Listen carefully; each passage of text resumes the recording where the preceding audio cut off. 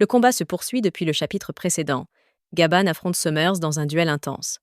Grâce à ses techniques de haki et sa hache, Gaban utilise une attaque appelée Futuro, signifiant hache de la musique céleste, pour couper le corps de Summers en deux. Summer tombe dans des buissons épineux. Bien qu'il soit encore en vie, il est incapable de se régénérer. Cela révèle que Gaban possède une capacité unique qui peut neutraliser la régénération des Gorosei et des chevaliers sacrés, similaire au pouvoir du fruit du démon de l'eau, capable de découper sans tuer. Pendant ce temps, Gunko menace Colon et affirme qu'il le tuera si Gaban ne se rend pas. Pour sauver Colon, Gaban décide alors de se rendre. Gunko poignarde ensuite Colon et le jette depuis un arbre géant. À ce moment, un flashback dévoile le passé de Brook, montrant qu'il connaissait Gunko avant de devenir pirate. Sous pression, Gunko parvient temporairement à reprendre le contrôle de son esprit et tente de libérer Brook. Cependant, de manière inattendue, son corps est ensuite pris en charge par Imu. Imu, furieux que les chevaliers sacrés soient trop lents à agir alors que la Terre Sainte est attaquée et en flammes, utilise le corps de Gunko pour déchaîner sa colère. À la fin du chapitre, Imu déclare « Je vais vous montrer comment un dieu domine le monde ». De retour au combat, Gaban tente de sauver Colon. Un court flashback montre la naissance de Colon. Dans le présent, Gunko commence à enfoncer une épée en forme de flèche dans le cou de Colon, faisant couler son sang. Gaban, enragé, libère des éclairs noirs de sa hache. Cependant, grâce à son haki d'observation avancé, il réalise que s'il attaque, Colon mourra en premier. Avec un visage empli de souffrance, Gaban laisse tomber sa hache et dit « S'il vous plaît, arrêtez, je me rends ». Cependant, son sacrifice reste vain. Dans un panel bouleversant, Gunko, désormais contrôlé par Imu, transperce le corps de Gaban avec 3 flèches. Gaban tombe de la branche géante tout en s'excusant auprès de Colon et d'Elbaf. La situation semble être une manière pour Oda de maintenir un équilibre dans la puissance des personnages.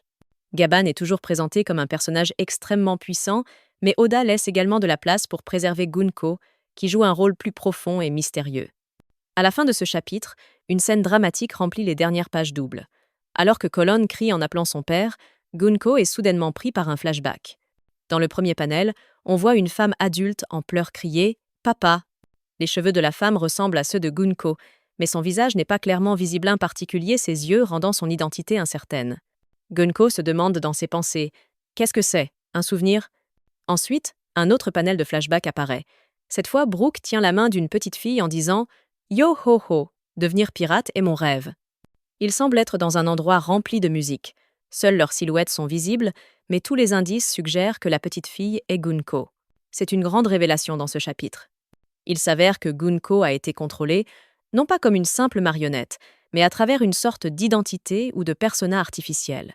Cela suggère également que l'âge de Gunko est bien plus avancé qu'il n'y paraît. S'il possède des souvenirs avec Brook avant que ce dernier ne devienne pirate, cela signifie que ces événements remontent à plus de 50 ans. Cette révélation ouvre la porte à de nouvelles théories. Imu pourrait-il utiliser une magie similaire à celle qui maintient les Gorosei jeunes pour Gunko également? Ou bien Gunko possède-t-il une capacité de longévité exceptionnelle, comme la doctoresse Kurea de Drum Island? Quoi qu'il en soit, une chose est claire, Gunko n'est pas un individu ordinaire. Son passé mystérieux sera une clé majeure pour comprendre le conflit en cours. Le mystère entourant les origines de Gunko devient de plus en plus captivant. Il est possible qu'il soit originaire du même royaume que Brook, bien que cela n'ait pas encore été détaillé.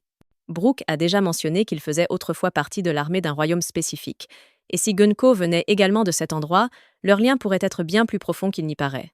Cependant, une grande question demeure. Pourquoi le gouvernement mondial s'est-il donné tant de mal pour contrôler Gunko et en faire un God Knight, alors qu'il aurait pu élever des nobles du monde comme Garling Figarland ou Summers pour devenir des combattants monstrueux?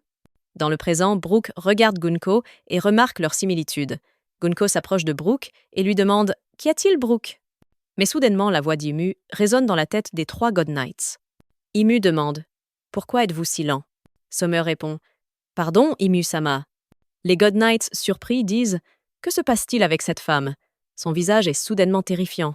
Puis Imu déclare « La Terre Sainte est en proie aux flammes. Nous avons besoin de forces militaires immédiatement. » Et dans le dernier panel épique, on voit Imu prendre possession du corps de Gunko. Les yeux de Gunko se transforment en ceux d'Imu et des éclairs noirs jaillissent de son corps. Imu, à travers Gunko, prononce « Je vais vous montrer ce que signifie être gouverné par un dieu ». Ce moment a bouleversé les fans. Imu possède visiblement la capacité de prendre le contrôle du corps de Gunko, ce qui soulève l'hypothèse que le rôle entier de Gunko en tant que God Knight n'était qu'un plan à long terme, pour qu'Imu obtienne un réceptacle corporel parfait. Gunko n'est probablement pas toujours contrôlé. Il est possible que sa personnalité actuelle soit simplement le résultat d'une manipulation ou d'une fausse identité implantée. Et lorsque cela est nécessaire, Imu peut intervenir et prendre entièrement le contrôle de son corps. La puissance d'Imu dans le corps de Gunko semble être extrêmement grande. Peut être qu'il ne sera pas forcément le personnage le plus fort dans l'univers de One Piece, mais sa position est certainement proche du sommet. La question suivante, qui va l'affronter? Un grand combat est à prévoir. Est-ce que Luffy apparaîtra pour affronter Imu dans le corps de Gunko? Ou bien verrons-nous une combinaison de Luffy, Zoro et Sanji pour relever cette menace? Concernant la déclaration d'Imu sur Marijois en feu, il y a une forte probabilité que ce soit l'œuvre de l'armée révolutionnaire. Est-ce le moment pour Dragon de vraiment passer à l'action? Cependant, une autre théorie suggère que cela pourrait être un stratagème de Barbe Noire qui pourrait simuler une tentative de sauvetage du gouvernement mondial pour gagner leur confiance, comme il l'a déjà évoqué à Kuzan. Il y a tant de théories et de nouvelles questions qui émergent de ce chapitre. Imu, Gunko, Brook, les God Knights et la destruction de Marijois ouvrent un nouveau chapitre palpitant dans One Piece. Voilà pour ces petits spoilers. À bientôt dans la prochaine vidéo.